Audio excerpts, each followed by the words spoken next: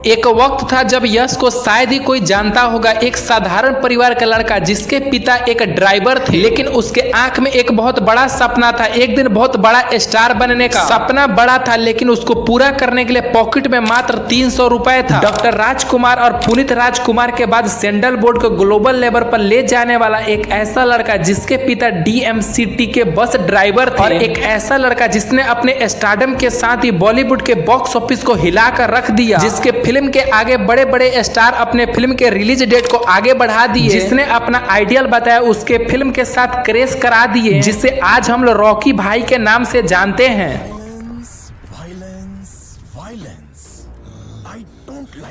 बेंगलोर में कुछ पैसे के शुरुआत करने से लेकर थिएटर तक, फिर छोटे मोटे काम और टीवी, और उसके बाद कन्नड़ फिल्म तक यश के सफर यह बिल्कुल आसान नहीं था। और धीरे धीरे मेजनी और गुगली जैसे फिल्मों ने उनके पहचान दिलाना शुरू कर दिया, और इसके बाद मिस्टर और मिस्टर रामाचार ने यश को कन्नड़ सिनेमा के एक बहुत बड़ा स्टार बना दिया। लेकिन यश के जिंदगी में असली तूफान अभी बाकी था। फिर आया 2018 और रिलीज हुआ वह फिल्म जिसने यश के पूरे जिंदगी को बदल दिया। फिल्म था KGF चैप्टर 1। रॉकी भाई के किरदार ने यश को बिल्कुल कर्नाटक के स्टार नहीं बल्कि उन्हें पूरे भारत के पैन इंडिया सुपरस्टार बना दिया। और इसके बाद KGF चैप्टर 2 लोगों के प्यार के चलते उन्हें आगे के मुकाम पर पहुंचा दिया। लेकिन असली सवाल है कि जिस लड़के के पास कभी बड़े सपने के अलावा कुछ नहीं था, वह लड़का आखिर करोड़ों लोगों के दिलों पर राज करने वाला सुपरस्टार कैसे बना? कैसे एक साधारण परिवार का लड़का बना रॉकिंग स्टार यश? चलो एक छोटा सा लाइक से स्टार्ट करते हैं।